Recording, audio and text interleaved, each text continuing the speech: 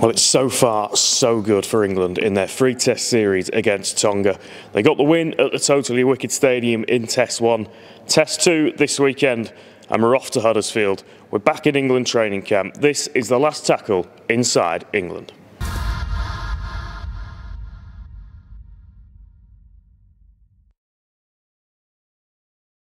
Yeah, this is Robin Park in Wigan, the nerve centre of this England team as they put the finishing touches on their preparations for the second test against Tonga. The first test came down to the wire, a real battle. Let's hear from one of the men in the middle, Elliot Whitehead.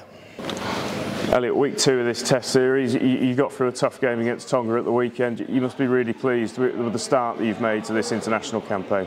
Yeah, definitely. Look, there's a lot of new faces in the camp this year, and I thought they all stood up very well. I thought Harry Newman had a great game, and so did Mikey Lewis on his debut as well. So yeah, look, it's exciting for the future, but we've got a big game this week, and we know it's going to be another tough game against a tough Tongan outfit. We knew what Tonga were going to front up with. They were always going to cause problems and be a real test in the middle. You must have been really pleased as a forward pack with the way that you took them to hand early on. Yeah, definitely. Look, especially on that pitch, we were a little bit slower than what we'd probably wanted on the weekend. But I thought we dealt with them really well. I thought, as ruck control were for the majority of the game, we had good ruck control, and I thought that got us the win in the end.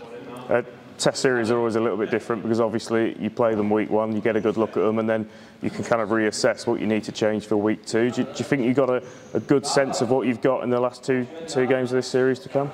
Yeah, definitely. I think having a little bit of a dry track this week might be a little bit more of an advantage to us, but it's still going to be a tough game. The Tongan outfit, they've got some of the best players in the NRL playing for them there, so we're going to have to be on our game again this week, and I'm sure we'll prepare well like we did last week and go down to Huddersfield and hopefully get the win.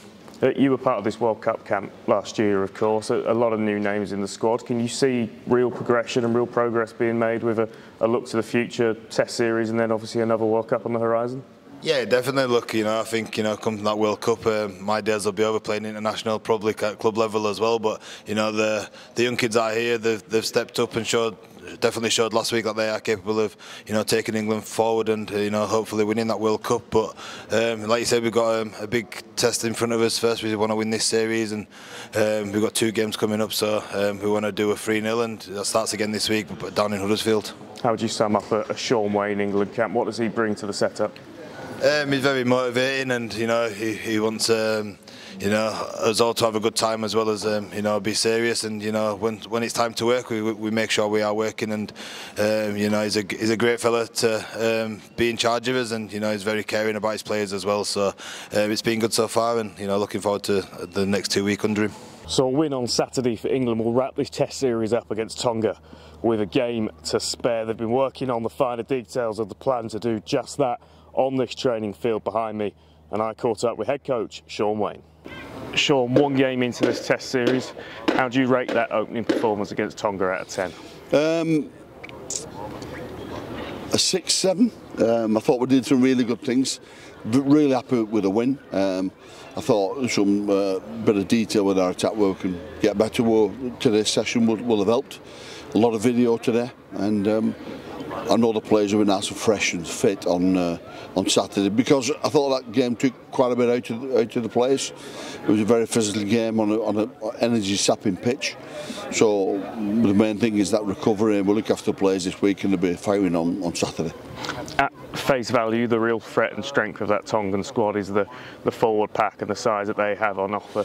How pleased were you with the way that your middles went about taking them to task, especially in the first 10-15 minutes of that game? Really pleased. I thought the first 10-15 minutes won us a game. I thought that physical battle, we dominated it, but I do understand that the class they've got in the team, the strong ball carriers, it's going to be game on. They won't want to go 2-0 down this Saturday, so it's going to be a different challenge. We definitely want to go 2-0 up, and it's going to make Saturday's game absolutely crucial. It's a very different squad to the one that you took to that World Cup last year. Obviously a very different squad to the mid-season international against France. Are you pleased with what you're seeing in terms of combinations growing and relationships growing amongst the team? Yeah, without getting too technical, yeah, there's things happening on the field where Harry's growing and Mikey's growing and Harry Newman's getting better, and they've got combinations, you bang on. Them combinations are crucial, and I'm seeing that. So this series, whether we win it or we don't win it, will be really, really beneficial for England moving forward. You mentioned Mikey Lewis. He was the standout performer, the man of the match on his England debut. Is there much more satisfying as a coach to see a young player given a chance and take it with both hands? No, you bang on. It's very, very satisfying. Enjoyed it immensely. What is a real positive for me is how much pressure we put on the players to get better and improve, and Mikey's conversation after was quite easy. He knows his areas and his D, what he has to get better at.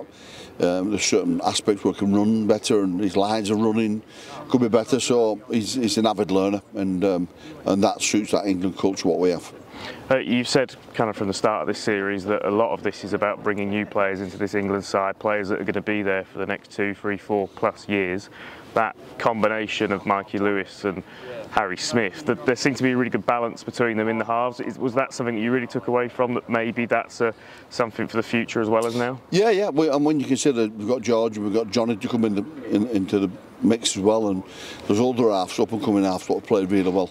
So I thought them two had a real good combination, and that's because days and days and weeks together where we're repping things in training, and that's what happens in these camps, and that's where we get the benefit from, and I'm sure Wigan and Hull KR will get two very accomplished players when they go back to the clubs in a few weeks' time, and that's the benefit of international rugby. You mentioned George, obviously suspended again this week. Is there a chance that if Mikey and Harry get this right, that perhaps he's under pressure for game 3? He's your captain, but that if they can get their performance right, would you go with them again? No, he'd be captain. He'll play.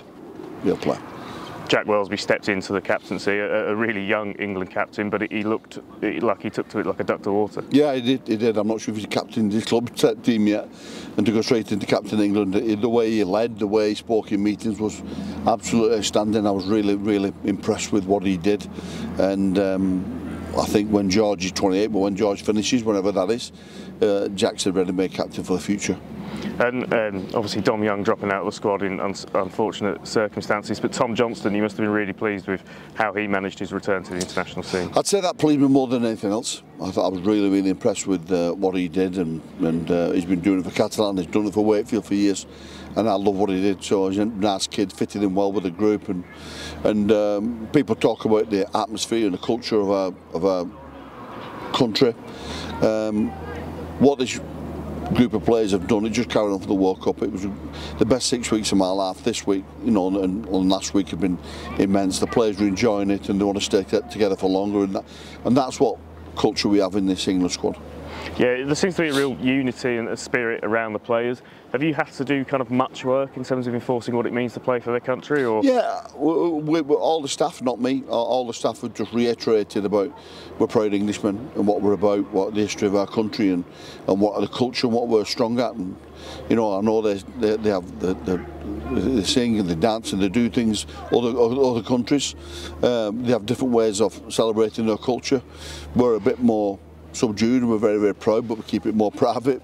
And we have different ways. We stand shoulder to shoulder, it's in our veins. We're very proud to be English, and that's what they saw last Sunday. Can't have been too many times in your coaching career where you play a game knowing that you're playing the game, that same team again a week later in a completely fresh slate. I assume that as much as you were watching your own team, you were making notes on what Tonga were doing as well. Yeah, I'm making notes on them and on what they can improve on, and they will be better this week. Having been together, well, they've been together a lot longer than us. They've had more sessions together, but we'll get better. We're training every day now, and the players will get the benefit from that this Saturday. Just finally, you've said that you've had a really good day, a really good training session today. The word that I'm struck with spending time around this England camp is optimism. You seem to have kind of banished last year behind you, and that there seems to be a real forward-looking, optimistic view about this side at the moment. Yeah, there is. I've not banished it, but the players have, and all the staff have, which I'm glad about. But there's still a bit of unfinished business for me. But the players have been great. It's just a forward-thinking group, and they can't wait for this second game on Saturday. So Shawn Wayne, a happy man in this England camp. He'll be even happier on Saturday night if his team can get the win in the second test. Preparations underway. Should be an absolute cracker in Huddersfield at the weekend. Tonga gunning for revenge, of course, but England with an opportunity to wrap this test series up with a game to spare. Been a pleasure, and we'll see you next week on The Last Tackle.